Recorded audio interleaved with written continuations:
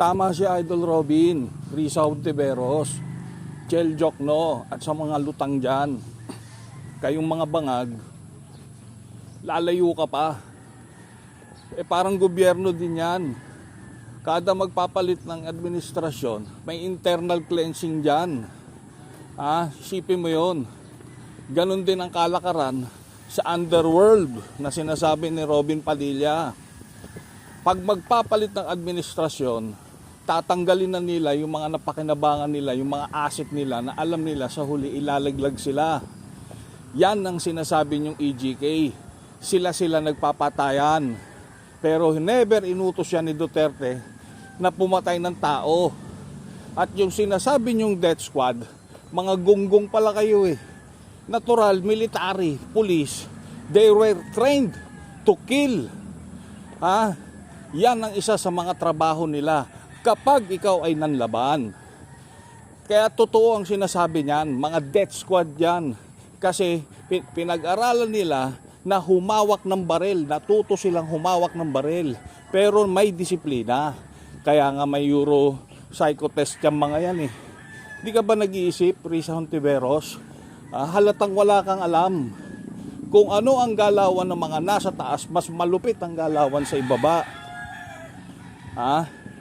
Ganun din ang nangyayari dyan. Parang sa gobyerno lang yan. Pag nagpapalit ng administrasyon, yung mga kaalyado nila ang pinapasok nila, yung mga kalaban nila, tinatanggal nila. Maliban lang kung sip-sip ka, kung himod tumbong ka, yan, mananatili ka sa pwesto. Dahil alam nila na ikaw kaya kang paikutin. Karamihan dyan sa mga congressman, yung mga congressman, nung panahon ni Duterte, todo palakpak. Ngayon na mahina na ang Tatay Digong, ang Tatay Duterte, ayan na kayo.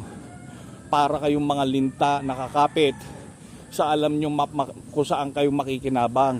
Yan ang real talk dyan. Ngayon, kaming mga Pilipino, ang ordinaryong masa, alam namin kung sino-sino kayo. Yung mga nagpayaman lang dyan. Yan mismo. Kaya tandaan nyo, sa mga kapwa ko botante, pag mautak na tayo, tignan nyo ang nangyayari ngayon. Ginagatasan lang tayo.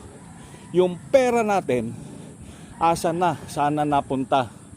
Panay batikos lang nila sa matanda. Pero ilang taon nang nakakaraan. 2 taon, 3 taon, wala pa rin nangyayari sa gobyernong ito. Ganun pa rin ang sistema natin. Nakatutok lang sila sa matandang Duterte. Mag-isip tayo, kabayan.